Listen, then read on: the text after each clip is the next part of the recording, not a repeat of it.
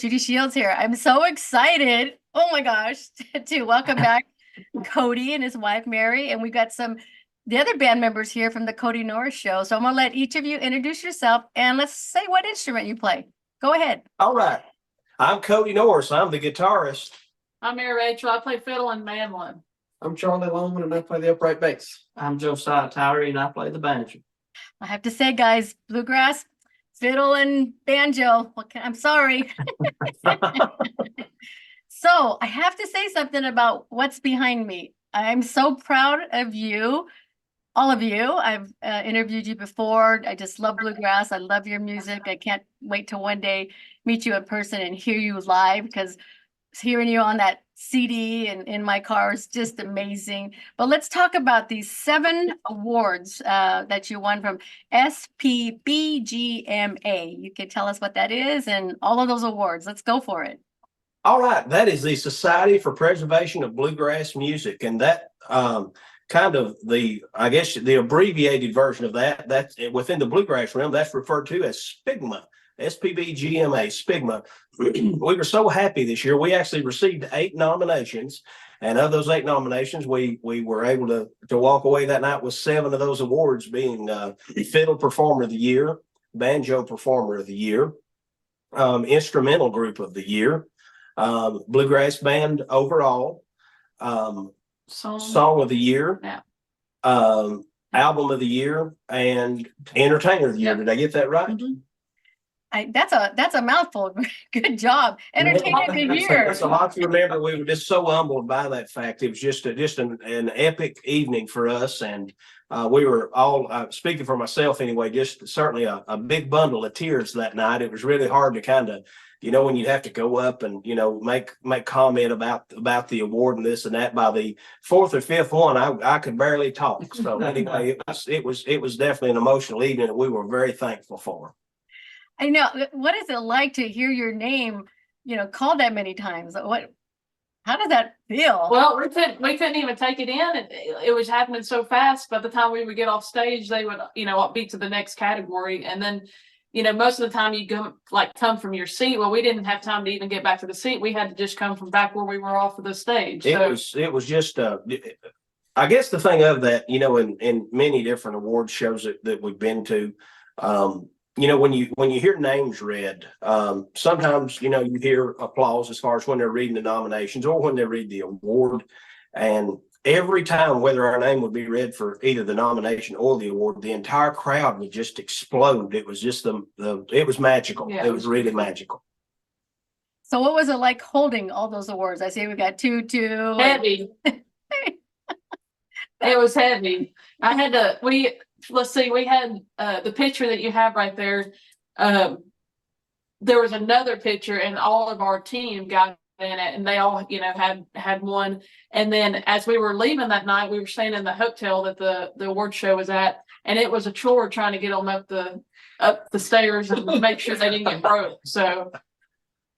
Oh my gosh. Is there a way of being able to is that broadcast anywhere, or is it just you got to be there? You kind of got to be there. They don't do the broadcast thing, and in a way that's pretty neat because it makes people come out to the show and be at the award show and be present. So, oh my gosh! So Banjo Performer of the Year. Let's talk about that. Okay. Well, to be finally nominated to win that award was very special to me. I grew up probably 50 miles from where the convention is held. And when I started learning to play music and started getting into it, SPGMA was a pretty big part of my life, probably my favorite weekend of the year. And SPGMA was something where you could go and see all the stars. That's where you could go and see all the big names in bluegrass. And to be able to go from the lobby to the award ceremony to the stage, you think back all the work you put in and tried to do good, and people are enjoying it. It was just very special. It meant the world to me. I was over the moon. We met Josiah there 7.5 years ago. And that same time that we met him, Kody and I were going through a band change. And so I actually told Kody, I said, you need to come down in the lobby. There's a kid that I know, which he's not much younger than I am, but I was like, there's a guy that I've known for a couple of years, but he's learned to play 3-finger style. He had started playing claw hammer, which is the old time music. And I said, you need to come listen to him, and he's a good singer. And Kody was kind of like, I don't know. He's like, I'm wore out. We had to get up the next morning. Well, finally, he walked down there with me, and he was like, they talked for a little while or whatever. And Kody and I went on to California or Arizona. And we played a couple shows out there. And the 2 guys that we had hired to go with us decided that they got homesick and flew home without really telling us and giving us a heads up. And so we were kind of left in a pinch, And I said, well, I've called everybody. I said, but the only kid that I might know that could come is that Josiah kid, that you met. And he said, well, I don't know if he would. I don't know. He's still 7. I think you're 17, right? I was 17. And I said, I don't know if his dad would let him, I don't know. And Kody called and got it all lined out, and his dad shipped him off to us. I think he's kind of happy to get rid of him. Yeah. But he's been here since then. So. Wow. So, Charlie, let's talk a little bit about you. Like, when did you start playing? How'd you get involved with the band? We got to hear your voice now. Sure. Well, my dad was always a big music lover, and I'm from Chicago, so there's not a whole lot of bluegrass, not a huge bluegrass scene. It exists there, but it's kind of condensed. And I heard bluegrass the first time on a spring break trip to East Tennessee, which was, I just absolutely fell head over heels for it. And I got a banjo for my 13th birthday. And they had a small concert series that was going on in my hometown, which is Evanston, Illinois. It was at the American Legion Hall, and Kody actually played a show there when I think I was 14 years old at that time. And I fell in love with his music too. I got all of his CDs. And when I was a senior in high school, had been playing in bands throughout high school. And I got with them at a festival, and they were looking for a bass player, and I was about to graduate. And it just ended up working out. I left home the day I graduated to move down there, and been with them ever since. You guys are just sound like you've been around forever, and you're youngsters. I love talking to you guys. Makes me feel young. What's that? Yeah. I said, time flies though. Charlie's been here going on 5 years. Josiah just celebrated 7 years yesterday, Sunday. Yeah. And then I've been here going on 10 years, and then I've been here a while. Since you were 5, you've been touring. Yeah, that's right. Yes. Oh my goodness. So what is the your new tour? What's going on? Where are you going to be? You got new costumes? Oh man, we're just bouncing all over the globe. We're going to be in California at the end of April. Yes, we are. In Berkeley. And then let's see. We got lots of things, going on. We've got some overseas tours this year. We're going to Norway. And we're going to the Netherlands. Working on Australia. Yes. Working on a new album. That's always very exciting. There's new suits in the works. I just actually talked to the tailor in California just a few days ago. And so we've got some new outfits on the way. That's always a big time, and new boots and new hats and all that kind of thing. And it's kind of neat, maybe even some new tires on the bus. We're actually in the studio right now. We took a break to do this video, and we were in here yesterday. Yeah. And then today, and then we'll finish up in March, hopefully. So. And where's the studio located? Where you're at there? Near Asheville, North Carolina. Yes, in the mountains in Asheville, North Carolina. How's the weather up there for you guys? Really nice. It's beautiful today. Of course, we're not getting to be outside because we're in the studio inside there. So. So I assume you guys all have your passports. You're ready to go. How exciting! Oh yeah. Yeah. Oh yeah. They've gotten used a lot this past year. Yeah, boy. From Ireland to Australia. All parts in between. Yeah. Iceland. I hear they really love bluegrass over there and stuff. Have you guys been traveled abroad before, or is this your first time? Some of you. Well, Ireland back in June was our first time as a band. And then we went to. When was Australia? Australia was in November. Yeah, I've Australia. And man, both of those trips were just wonderful. Yeah. They were really wonderful. The people accepted our music so well in both those places. Australia, every show that we did was just packed. And it was really a good feeling, to take your music abroad like that and see it accepted so well. And we couldn't have asked for a better reception. Now, how does like you or the band, like when you travel, it's got to take many hours to get to Australia. So you got that flight and you get there. Does it take you a couple days to, get your feet back? And Oh, yes. And thankfully, the tour manager who worked out all the dates for Australia is one of the best I've ever worked with at any given time. Everything was just in apple pie order. He gave us ample time to get well rested, get back on our feet before we had to go back to work. Then on the tail end of it, he gave us a couple of days, to get prepped for the trip back. And we were able, it was tough. The jet lag did get us. And thankfully, we had just a little bit of time when we got back to the 3 States. days? Yeah, we had about 3 days before we had to go back to work. So it gave us a little bit of time. But it honestly took me a couple of weeks to get over that flight. We got back on like Tuesday or Wednesday, and then we left a couple days later going to play again. So like Kody said, we had just a couple days, but we stopped playing like 2 days before we traveled. Yeah. So that helped out. very good. So those awards, where do they get placed? Who gets to keep them? How does that work when you got 4 of you? Well, we've got. We kept Josiah's Banjo Award. No, we sent Josiah's Banjo Award home, and I saw that. I was in his home just a few days before we left to come to the studio, and he's using that to prop open the bathroom door. I thought so.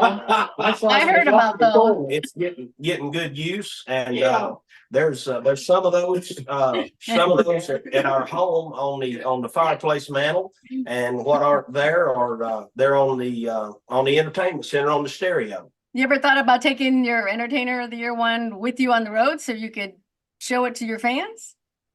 Well, Put it in a case? yeah, I may need some proof sometime. You can't Right? ever tell. You better bring it out there's, here in California with you to show it to them. I'm not allowed to say at this point, but there's one of those Entertainer of the Year awards, the first one that we won in 2022.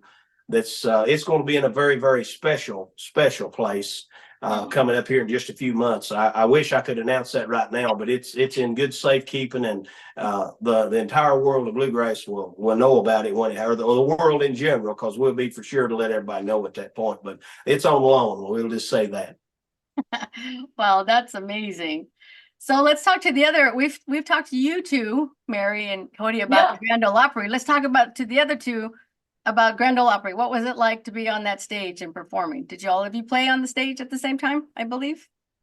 For the debut, I got the opportunity when I was 13 to get a guest spot with Mike Snyder back then, and at the time, I didn't realize the magnitude of what I was doing. And through the years, as I kept, learning about music and playing, you kind of learn about more about the Opry and the history behind it. And to get that opportunity again back in August, I couldn't put it into words. It was, other than probably the birth of my youngin', it was one of the most special moments of my life, and to try and describe that, I just don't believe I could. It was a very powerful moment. It meant a lot to me, and I know the rest of the band. And Charlie, how about you?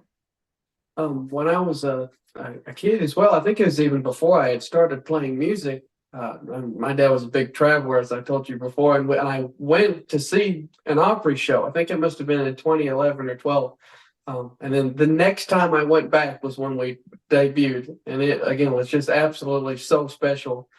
And it's almost when you stand on a stage, you don't realize just like how the audience looks, that they go up so high and there's lights hitting you. And I literally felt like I was in a dream. It was a surreal experience and so special. It was so special. And It's when easy to sing in there too. it really is. It's like it was built for that. But and I'll add too, when we were back at the Opry this week ago today. Mhm. Yeah, we were there last Tuesday night. And Almost exactly 6 months. yes, and Wow. it was just so special. They're so welcoming. Everybody there's been so kind to us. Call you by name. They just make it very, very special for you. And the Opry is a very, very special place to each of our hearts, and we couldn't be happier that we've gotten to make 2 appearances. Mm-hmm. That's amazing. I know I like to ask, singers, songwriters about the album. Your Rhinestone Revival is amazing. And I know it's always hard to ask what's your favorite. It's just like asking you what's your favorite kid. But you know, what all of you, what was like your favorite one to have played on and sung? I really, Mountain Rosalie, I've had that song kind of in my pocket for a long time, carried that around, and glad we got the opportunity to record it. I really like the guitar break that we came up with on I Call Her Sunshine. That was a lot of fun for me. Probably, I don't know which song's my favorite. I really We don't play it a lot on stage because we just forget about it. But my favorite to play is My Home in Virginia. And that song's where it's got the modulation in it. It just, like, I don't know, I just like to play it. Yeah. But we don't get to do it. How about you, man? Well, I'm sure a lot of people would probably think I'd say I Call Her Sunshine, but my favorite song on the album is Please Tell Me Why. And that's one Kody wrote. He wrote that song last minute, right before the record. And I'd have to say that of my favorite, Please Tell Me Why was probably my favorite one to do. Come on in, man. This is our engineer for the day. Hey, old man. Hey, they don't like to be on camera, do they? I think Mountain Rosalie is I think my favorite is Mountain Rosalie, really, and I say that so confidently because it's just so simple. It just feels like a real bluegrass song, and it was really, really fun to record because of that. You can be real creative with it, and if I want to listen to one off that, that's the first one I always listen to. It's really When we play that one on stage, people's heads just go to bob, and they just That's got a good groove. start getting into it. And Pedals in the Fall. Yeah. Pedals in the Yeah. Fall got a good groove to it. Probably. And all the Wood's great, and Endless Highways. As of late, and we've not been able to perform this as much on the show. We've not been in the bus the last little while, so we've not had all the instruments with us that we need with flying and car travel and whatnot. But Fiddler's Rock, is our own typical time. Fiddler's Rock has been one of our more requested songs. It's getting a lot of airplay. Getting a lot of airplay these days too, and we're so thankful about that. So I guess if you I had to come up with a favorite to just be a roll of the dice and, see which one came out. Well, those are all great answers. And I have to say the Hollywood Times premiered Fiddler's Rock. Mhm. Yes. And that I really liked that one because you had that little animated video that went with Yeah, it. That was good. So It cool. was so neat. I wanted to kind of, when we came up with that, I'll tell you that real quick. On Mount Rosalie, we kind of did the animated look, and then I Call Her Sunshine was the second single, and we did more of a music video, and really good music video on that if they haven't seen that. And then for the third one, we were going to do Fiddler's Rock, but believe it or not, we could actually go to Fiddler's Rock. It's an actual place, so we could have went to it and went through the motions of getting up there and doing it there, but we're all too scared because we hate snakes. So we were terrified to get up there and then, maybe even become part of the song. And so I said, well, let's make it like an animated character so it's not so spooky, but kind of gets the point across. And our marketing team aced that song. Yes, they with the did. video. So That's a great story. I can't imagine you going there and then coming back instead of snakes on a plane, it'd been snakes on a bus, right? yeah. Oh my gosh. Yeah, I really love that one because after talking to you guys about it and featuring it, I went and looked it up, Google, thank goodness for Google. And to know that it's a real place and then that folklore, that's one of my favorites. That I like. It's pretty neat. And then the next single that they're going to push from the Rhinestone Revival album is Let All the Girls Know You're a Cowboy. And we have a music video coming out for that too. Really? What's it like making music videos for you guys? How do you feel about that?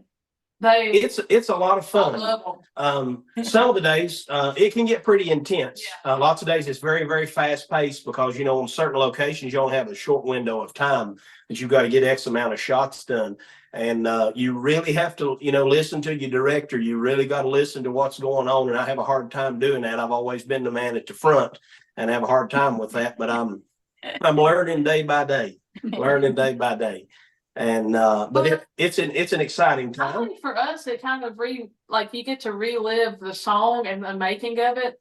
And so you go in the studio and you're in here and you're working so hard to create something neat and different. And then the album comes out.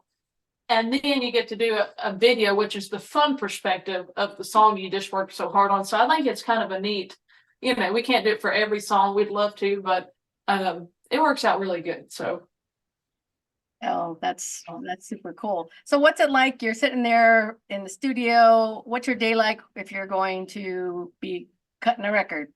What's that like for all of you?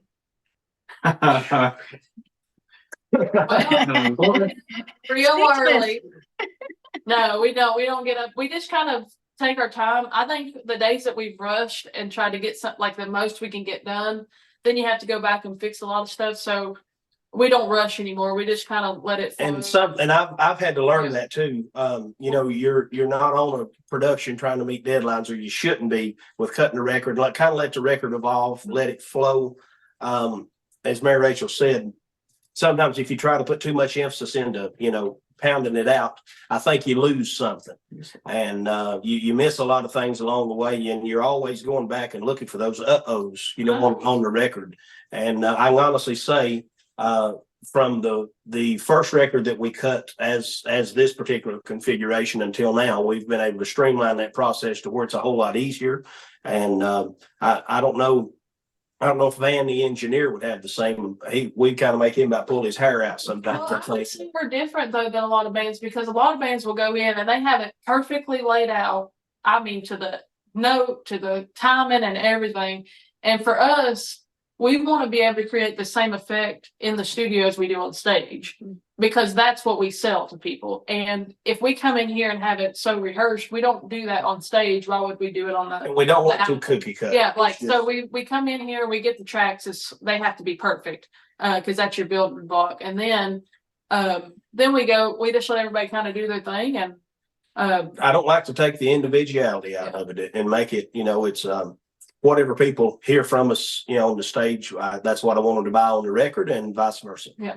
So you all have been around for a while now. I'm assuming when you're singing out there and everyone's joining along, so are your fans singing back to you yet? Have they got? Yes. Oh, yeah. What is that like? That's amazing. That, especially if it's something that I've written, I can't tell you what that means. Or, you know, at the bluegrass festivals, the impromptu jam sessions that are going on out in the crowd, or even at the Bluegrass Awards. This year at the awards, I call her Sunshine. I don't know how many places that I heard that, you know, in jams. We did a show date in Georgia back in early January. There was a jam going on there, and we walk in right in the middle. They're doing I Call Her Sunshine. That's a phenomenal feeling, and I'll never be able to really just put my finger on it. How it makes you feel as a writer to look out there and see those mouths move into something that you've wrote on the back of a napkin somewhere at 3 o'clock in the morning. It's very, very special. Oh, I mean, I just love it. That's one of the things about going to concerts is just I can't sing, but I know all the words, so I'm gonna like lip sing if I have to, because I just love it. You know, There you go. Glad that you're experiencing that. And what's that like for you, Mary, and the rest of you, just hearing them sing back? I'm sure for Josiah, especially with I Call Her Sunshine, I would say that song has really, I mean, literally, I was judging the contest at SPBGMA, and a band came up and they kicked off I Call Her Sunshine as one of their songs they were performing. So it was, you know, growing up, again, prior to learning music, you have jam songs and songs that become standard. No, you know, when you go down around a jam, eventually you're going to hear this song. Mhm. And like Kody said, going around SPBGMA, going around some of these festivals, and you hear out in the distance someone playing some of our music. It does something to you, because that's That's why you only stars get their music jammed to. You know, some of these big cuts in the past, only that music gets jammed.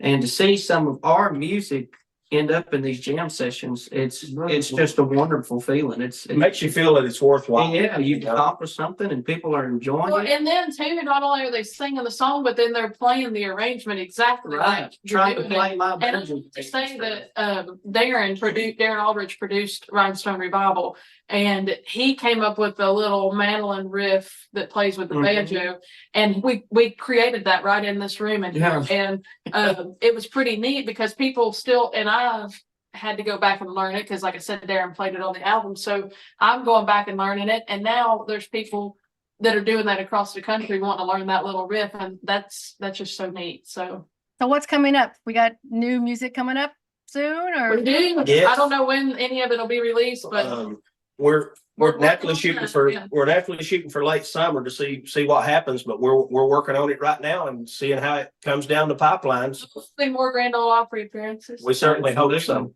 And then I guess we've got a big tour ahead of us. March is kind of slow, which we kind of planned it that way. And so we'll all get to be home in March and April pretty much. And we're coming out to Vegas in April. We're coming out to California in April. Will we be back out there this year? We've got all kinds of They stuff. need to get on the coming up. website. Yeah.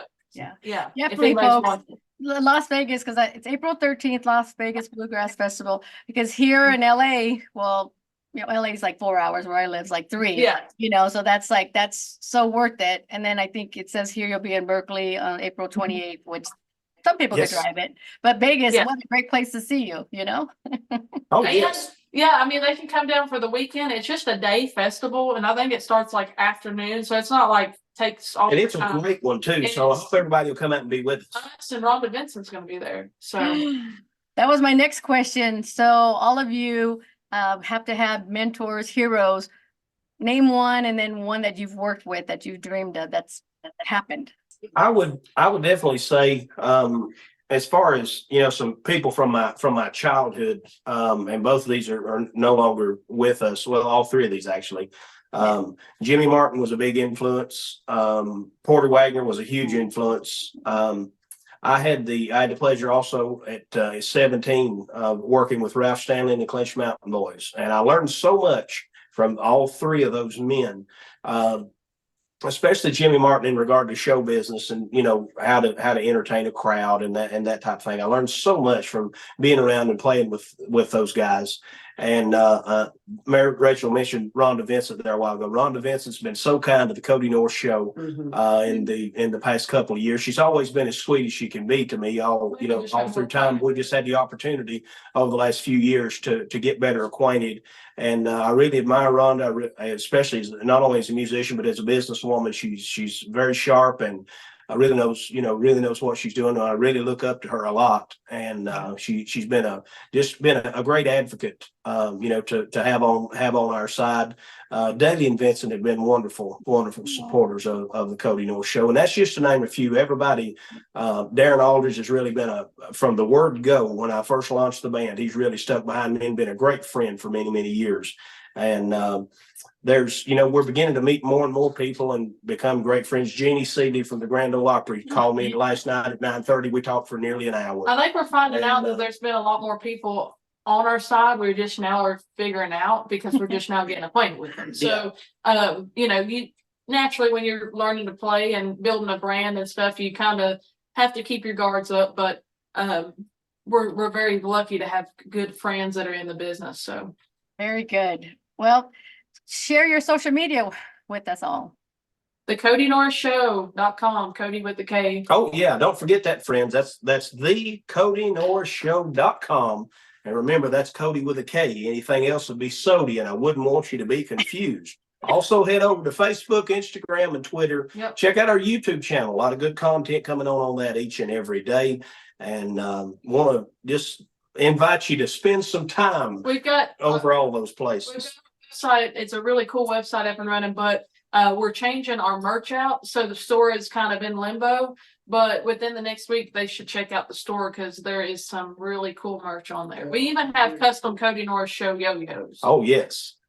So one of the things I want you guys to make is some kind of a snake for Fiddler's Rock or something. Oh, Someone wow. off with a snake. You got to do something. We're so scared of them. I don't know Josiah if we be can too scared to sell. Yeah, I don't believe I could do Just that. keep the box in Josiah's bunk in the bus. One of those wind up things and a snake pops up, right? Yeah. Or those wooden ones. Yeah. Right? Yeah. Oh my Well, God. thank you for having us, and It's I'm so glad the fun. band got to be with us and Yay. all that good Thank stuff. you guys. God Let's do bless. this again sometime. Oh, for sure. As soon as you get ready for that new music, we love to follow you, and I'll continue to follow you. I'm gonna check my schedule, but if I have to drive to Vegas, I'm gonna drive to Vegas because I have to see you guys Hey, in person. be I sure want and to let us hug. know if you're coming. Yes, I will look at my schedule. There's a lot of things happening in Hollywood in April, so, but I'll check my schedule and I will definitely drive to see you all up there. So we thank you so much for being here with us today. Thank you Right, for having thank you. You guys, but God bless.